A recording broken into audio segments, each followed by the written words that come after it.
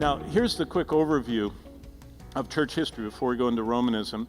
Basically, the New Testament of the Gospels flowing into the book of Acts and out to the epistles, the New Testament world was a world framed by these three words. It was Jewish in that we see it through the eyes of the New Testament. It was Greek in that it had been Hellenized, or the conquest of Alexander the Great, who conquered the entire known world. In his lifetime, he began to be a general at 12, and he died at 33.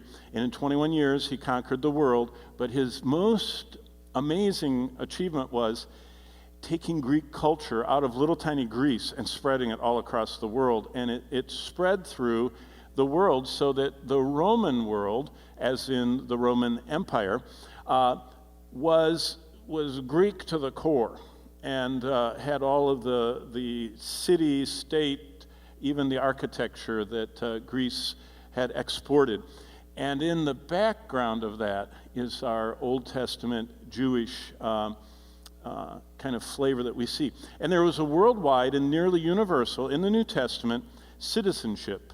Whenever it talks about that, it's Roman citizenship. Now, some people don't like the fact that, in fact, the liberalism of America doesn't like us being Western in our view, and there's almost a desire to rewrite history to make it Eastern in view. But actually, the scriptures are the one that give us our perspective. And God actually says that the bullseye of the world is neither on the west nor the east, but where the west and the east meet, and that is in Jerusalem. And so if you know anything about the Eastern world, the Oriental world, and the Western world, the Occidental world, actually the crossroads is Istanbul, but the Middle East really is the convergence point between the Eastern cultures, Oriental cultures, and the Occidental Western cultures. So actually God puts the bullseye not on Eastern or Western cultures, but in the scriptures it's Jerusalem. That's the crosshairs of the whole orientation of the Bible. And so in the biblical times, I'm not going to talk about how big the wall of, the tribes of China were, because that isn't really the focus of the Bible. The Bible's focus is what was going on surrounding Israel. And that's kind of permeated Western culture, that fixation there, which leads us to Roman citizenship, which was nearly universal. Roman law was what just permeated everything. That's why Paul would be captured, tied up, questioned, and when he mentioned that he was a Roman citizen, they immediately were scared, backed off, and untied him because the rule of law applied throughout the empire. There was a common language. It was called Koine Greek, back to Alexander. Koine means common. That's what people spoke, and Latin is the language of the legal system. And so commerce was done in Koine Greek, and all the legal paraphernalia and political paraphernalia was done in Latin. There was, during the Bible time, during the New Testament time, what was called the Pax Romana, the peace of Rome, which was basically started in the time of Augustus and Caesar, Octavius Augustus Caesar. And this time of peace made the Roman Empire just be the actual greenhouse for the gospel, because the laws and the language and the peace coupled with this transportation system. The Roman roads actually went from Britain to northern Africa, all the way to where you could see India in the distance, and all the way up to the steppes of Russia and down into the Arabian Peninsula. There were Roman roads. In fact, if you go to Israel, you can see little mile markers, and they marked how far it was to Rome. And Matthew would have sat next to one of those mile markers as he was a tax collector. And when you crossed the mile marker in that jurisdiction between two provincial areas, the transportation system had little stops for you to go and pay your taxes. And there were local, and there were provincial, and there were, all the way through to imperial taxes. But the transportation system made it so that you could actually know how long it would take you to get to anywhere in the Roman Empire. They had walking it was ready for pilgrims to walk, and you could walk down the Roman road, and every 10 miles there was a way station. Every 30 miles there was a place to sleep overnight and put up your animals, and it was just almost like AAA. You know, you could just get a map and know how long it would take to get to Spain or wherever you went. But with the Jewish, Greek, Roman, New Testament world, there was nearly universal moral decline. And Rome's prosperity and Rome's just raw power led to the kind of promulgation of the worst of morality, starting from the top down, with the Caesars being so decadent. So the New Testament world was a world with one citizenship, one law, one language, one peace, one transportation, one moral decline.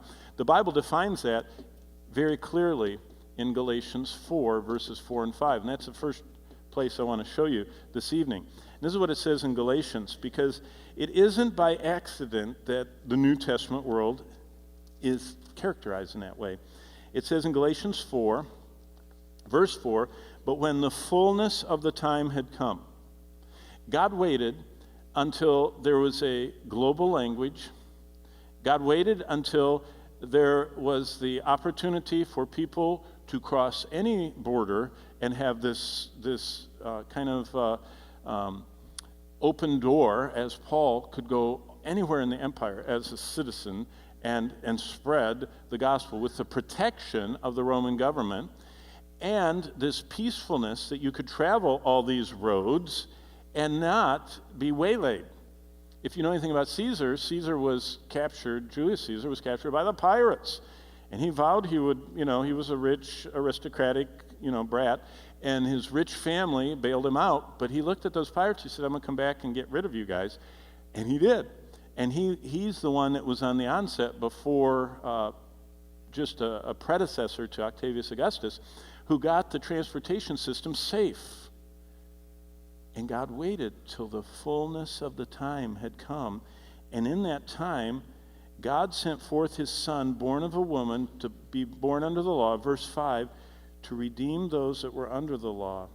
And the reason that redemption was so needed is because of this darkness of the world and of their moral absolute declension. In fact, the historians say that the Roman Empire was much like a cesspool. So why did the early church get persecuted? And by the way, the persecution of Christians is what leads into what we know as the Roman Catholic Church, because of the whole growth of the church through persecution and the emperor's involvement in that. The reason that that history tells us Christians were persecuted, basically there are 5 reasons. They were accused of being haters of humanity. Now that's actually the legal charge that's in the records of the Roman Empire. They have records. A lot of the judicial proceedings of Rome are still around, recorded. They recorded everything. And one of the crimes of Christianity is they were haters of humanity, which could be translated as this: they didn't follow the customs of Rome. And if you know anything about Rome, they had a complete calendar. All of the festivals to all the gods. The gladiatorial games were a part of culture that Christians, and the theater was part of culture. The Greek theater, inherited from Alexander, brought into the Roman Empire, was part of culture. And Christians stopped following the calendar of paganism when they got saved. And they no longer were in lockstep with all their neighbors, who all celebrated the same things, who all were involved in the same events. That's why Peter said that when the Christians didn't do it, the former people were ashamed, because they were running in riot, doing all their deeds of darkness, and these people kind of stood out. And as everyone pursued their personal vices, these other people weren't going that way. And whenever someone doesn't go the same way you are, you wonder whether you're going the wrong way, and you don't like them, because they make you feel guilty. So they accuse them of hating humanity, not following the customs of Rome. They did not follow the kind of the entertainment of Rome. The theaters of Greece were what we would call X-rated. I mean, nudity was normal in the theater, as were all types of different vices. And so Christians, when they came to Christ, they stopped going to the theaters, the Greek theaters. They stopped going to the games because of bloodshed, because God was opposed to gratuitous bloodshed. They were thought to be, secondly, cannibals. There was no glass in the window.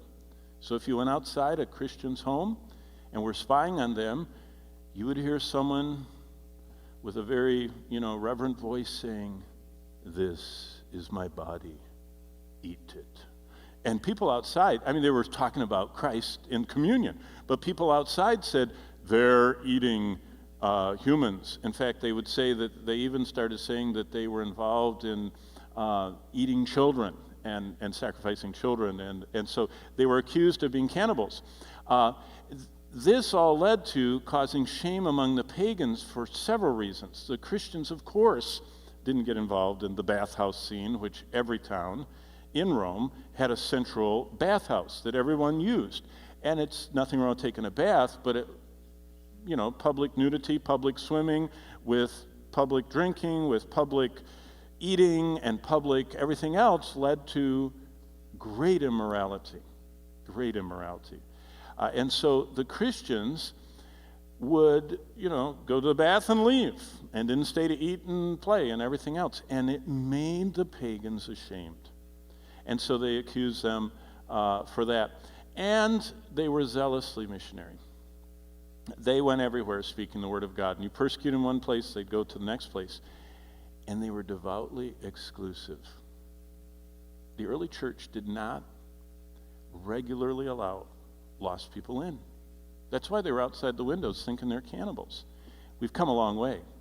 The early church believed that they were the gathering of the redeemed, the body of Christ, and they wouldn't let someone that proposed or claimed to be saved even come to communion, often for months, till they proved themselves that they were really a Christian and not, some wolf in sheep's clothing.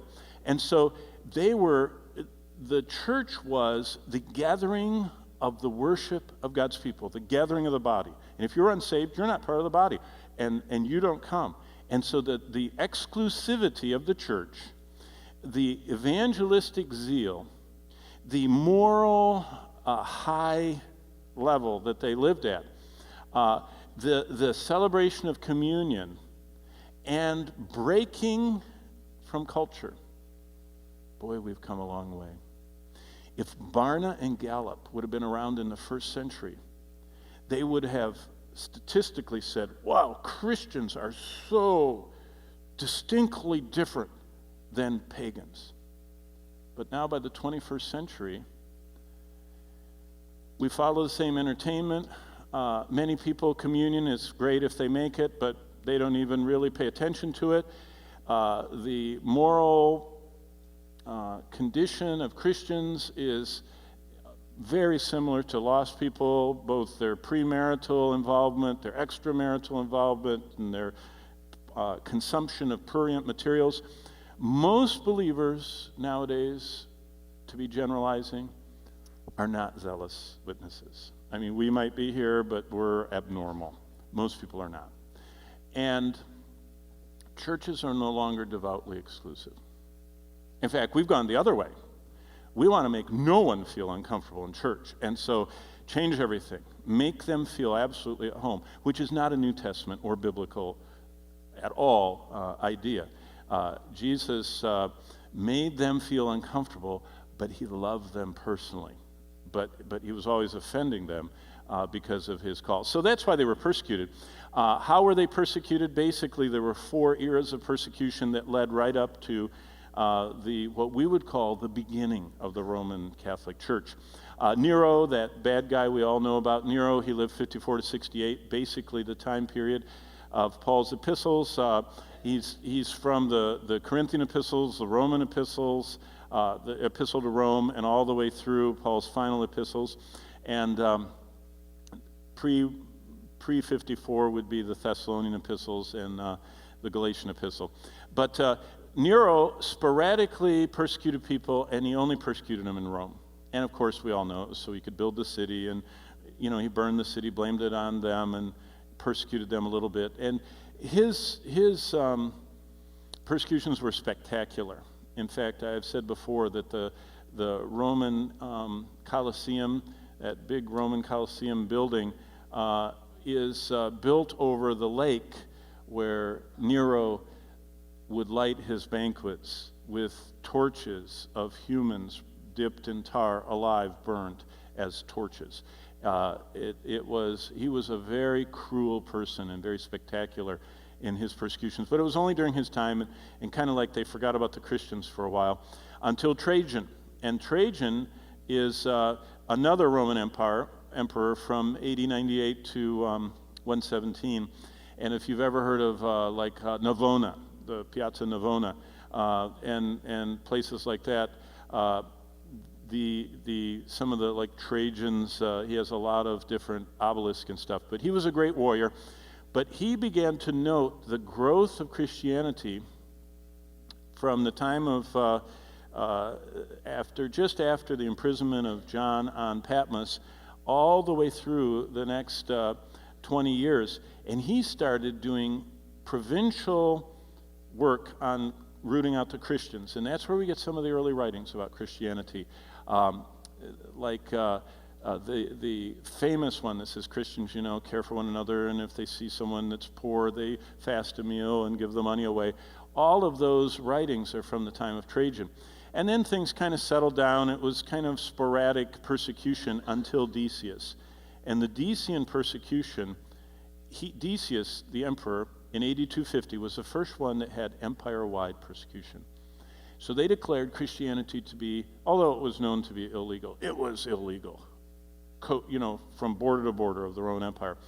And the Decian persecution is the first time the church really was back to the Neronian times, where they were hunted down everywhere, hiding in the catacombs, chased everywhere, and all. But it kind of died down for a little while until the final most powerful emperor, Diocletian, as far as most powerful persecutor, and he persecuted the church for approximately 10 years. And he was the most complete persecutor.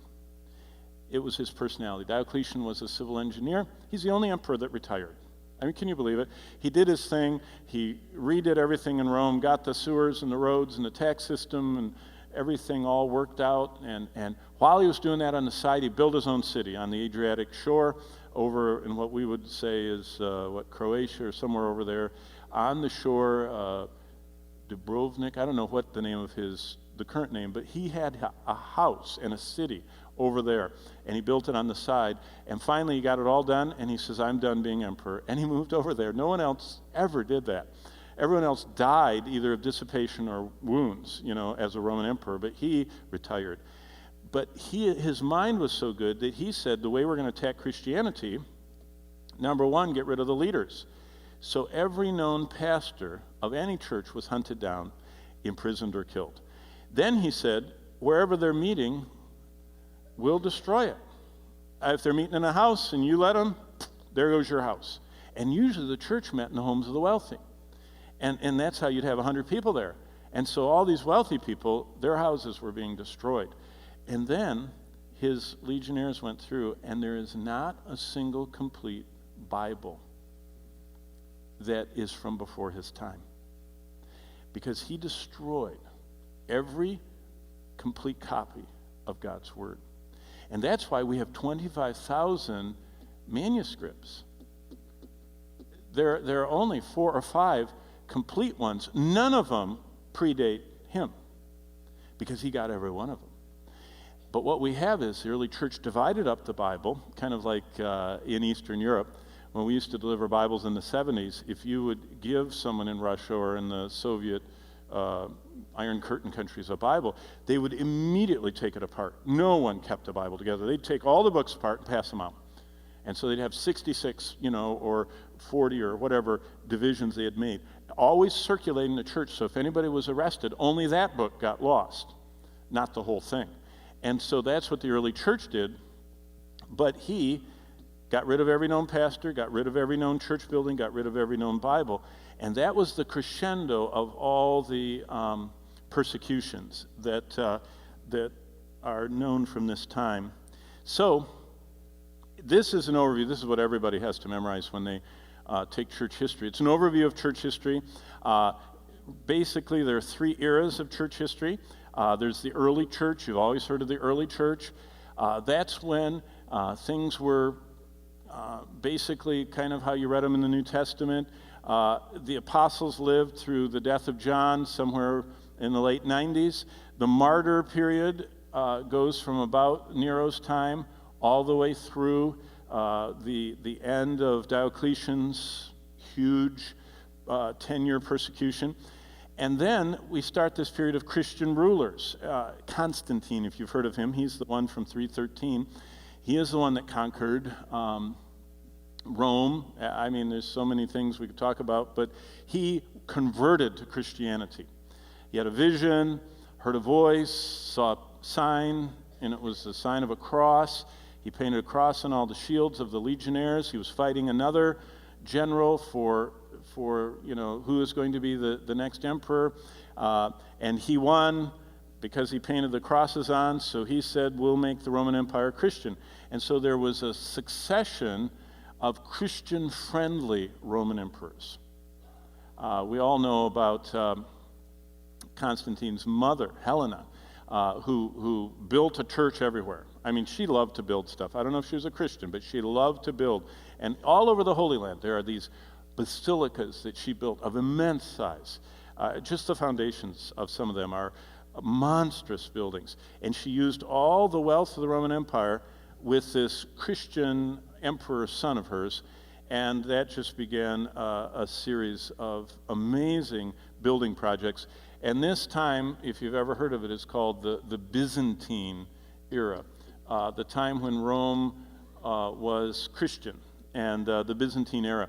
Then you've all heard of the Middle Ages, the Dark Ages, the medieval times. In church history, the Middle Ages or the medieval times or the Dark Ages are when, after this Byzantine time, basically the Roman Catholic Church starts coming to power in AD 590, and I'll show you a chart of that in just a moment. The first real pope is in AD 590, and he was the first one called a pope.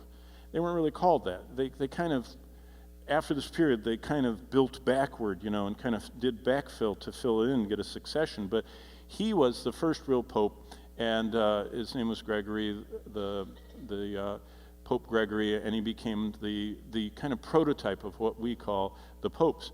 And the medieval times go from the first real pope to the Reformation in 1517. Within that, just like within the early church, there were 3 eras. Missionary era is not missionary as you think. It's missionary Roman Catholic monks going out. And the monks went out, and the different orders went out, and the spread of the missionary, the Jesuits and the Ignatius Loyola sending out, and they were kind of like the cutting edge of the church, and then behind them the Franciscans and the others. But basically, this is the era.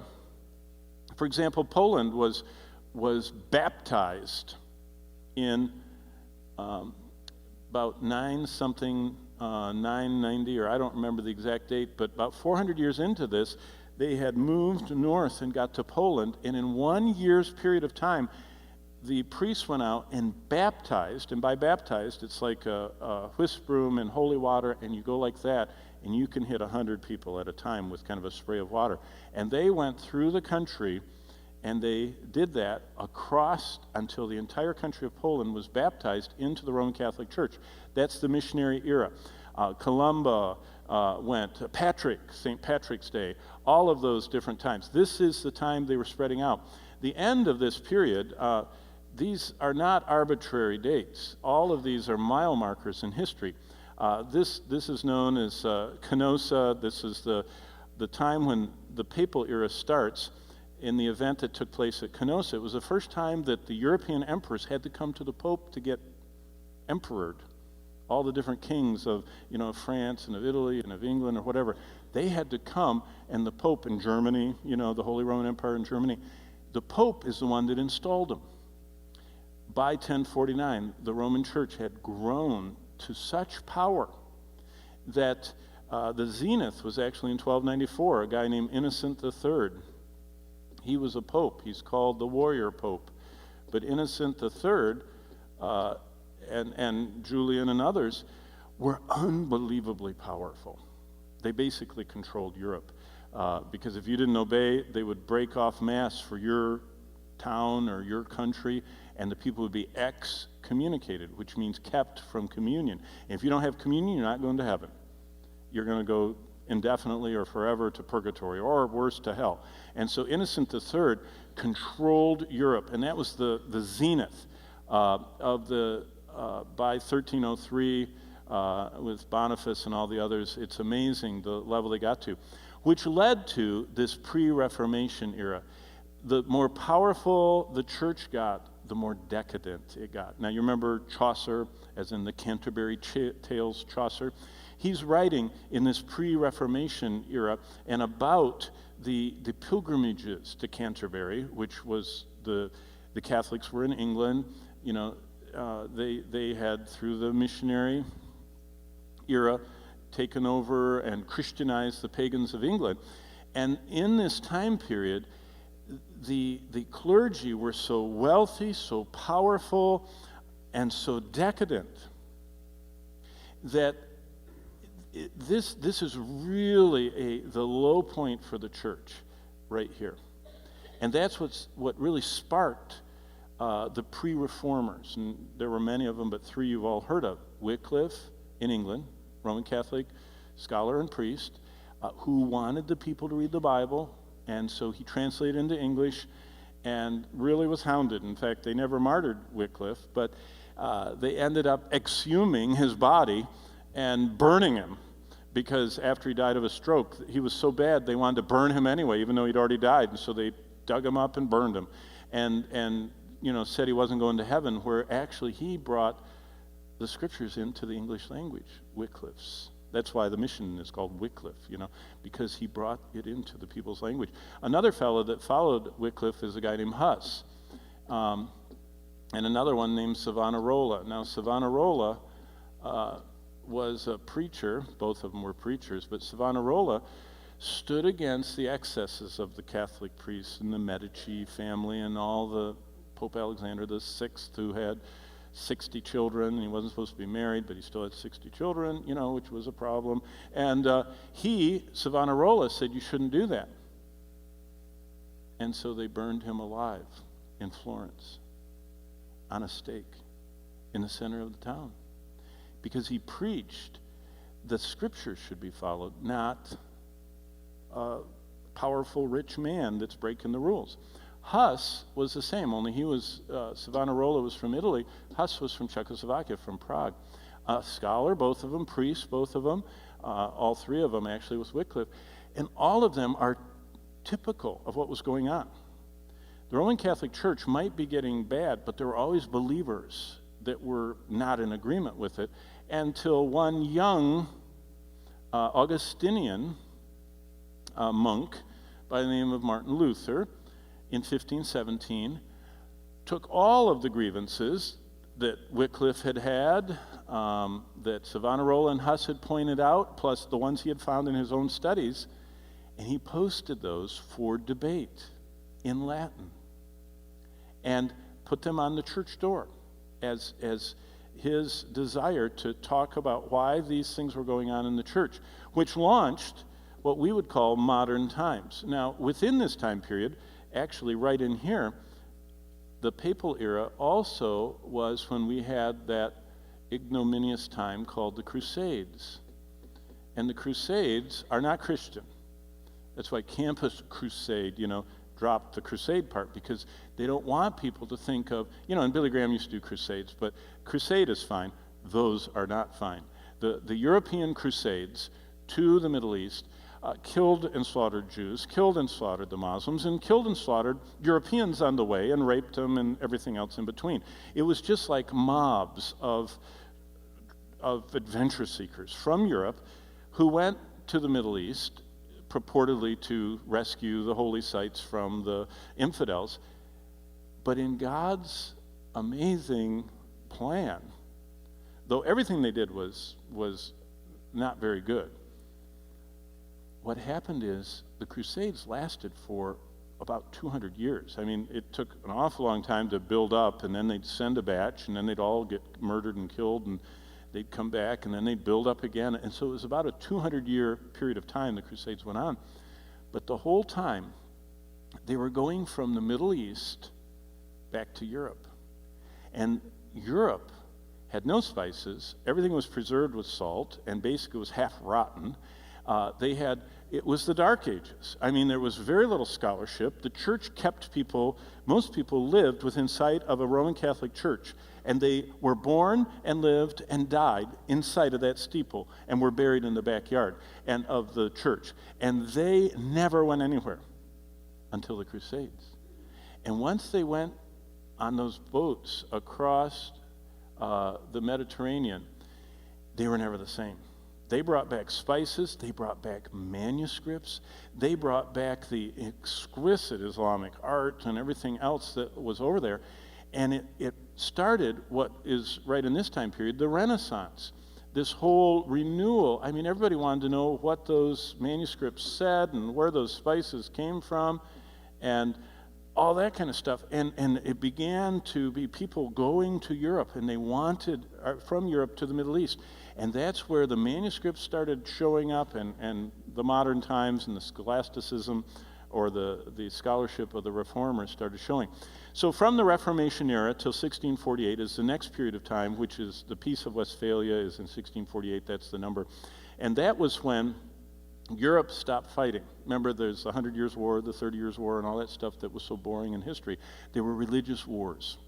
And it was basically between the Catholics and the Protestants. And countries became, all something, or tried to be all something, Protestant or Roman Catholic. And then the denominations started really growing in that time period from the Peace of Westphalia through 1790. 1790 is the launch of modern missions. That's William Carey. That's why in church history, the first pope marks the end of the ancient times, the Reformation marks the end of the medieval times, and this 1517 launches the modern times with denominations and global missions being the demarcation. And when Carey went out from England to translate the Bible and to take the gospel to the darkest parts of India and that whole subcontinent, it changed everything. Because people started following him, Judson, and then just the whole missions movement. And then from that time on, it's not only a time of missions, but also liberalism of the denial of the truth of the scriptures and the supernatural nature of the gospel.